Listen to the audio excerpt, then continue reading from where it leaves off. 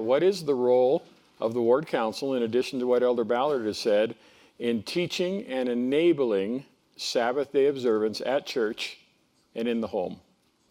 Thoughts? We might begin to answer that question by focusing on what's happening here. I wonder if ward and branch councils could identify questions instead of trying to rush to solutions. It might even be a very worthy use of time to identify questions that the council wants to focus on. Obviously, the bishopric will bring things, but the council may contribute to a list of questions already identified. What does it really mean to fast? And what do we do to help members learn about fasting? What do we help members learn about appropriate bearing of testimony in a testimony meeting? So that becomes the focus, the question that the council will address, instead of trying to rush too quickly to determine what the answer is. Thank you. Sister Burton. I was just thinking that, as Elder Bednar mentioned, questions. I wonder if a question that would be helpful, as I'm thinking how sisters are sometimes reticent to contribute, and yet oftentimes a Relief Society president, a young woman president, a primary president in that council will be in tune to needs of the members. And if a question is, what are our needs as we're thinking about sacrament meeting and so forth, and remembering what visits we've made or what we've heard from home teachers or visiting teachers that we could bring to that council that would address topics that would help them come unto Christ a little bit more. That might be an interesting, a good connection to make as we counsel together to improve Sabbath. Thank you. There's one other thought that I've watched and I think makes a big difference as to what change actually can occur in a ward, and that is that if the bishopric could define 4, 5, 6 things that they would like to see improved during the year, and if the ward council could come to a consensus of what they are, and then if they could content themselves to say take 1 or 2 months to really try to fix that. And if once it gets fixed, then they can move on to the next one. I think we have a tendency, if we're not careful, to try to do too much. But if we can break it out where we're going to see the things we want to work on, and in a year we can improve 5 or 6 things. The next year, another. If we're not careful, the bishop's going to be out of work.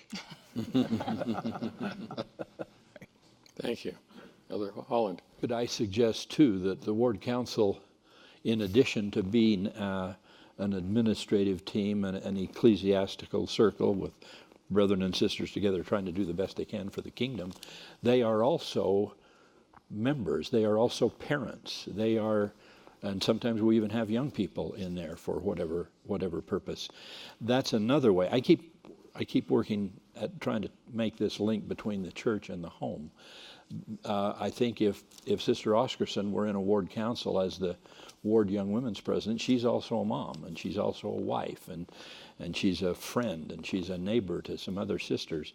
And if we could reflect that in our counseling, maybe some of the times the questions won't be what more should the council do. Maybe some of the question is what less should the council do. What do we not need to do that is being done somewhere else?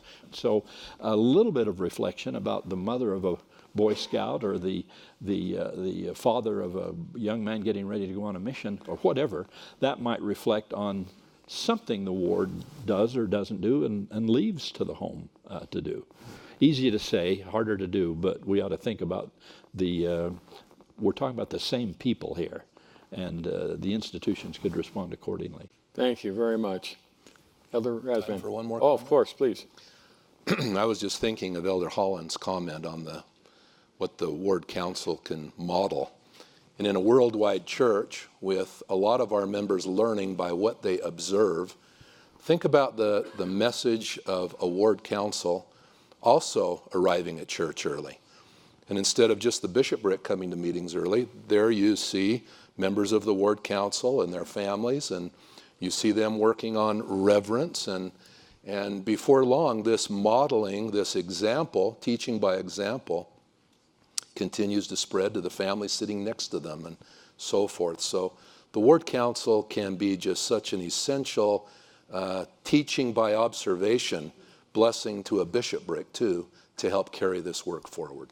Fine. Elder Bednar, please. A ward council is not a gospel doctrine class, and sometimes too much time can be devoted to lengthy scriptural discussions. They do have some things they need to accomplish. But on a periodic basis, for people to share what they are learning, I think it fits right in with what Elder Rasband has talked about in terms of the modeling and the influencing aspect of the ward council. Thank you.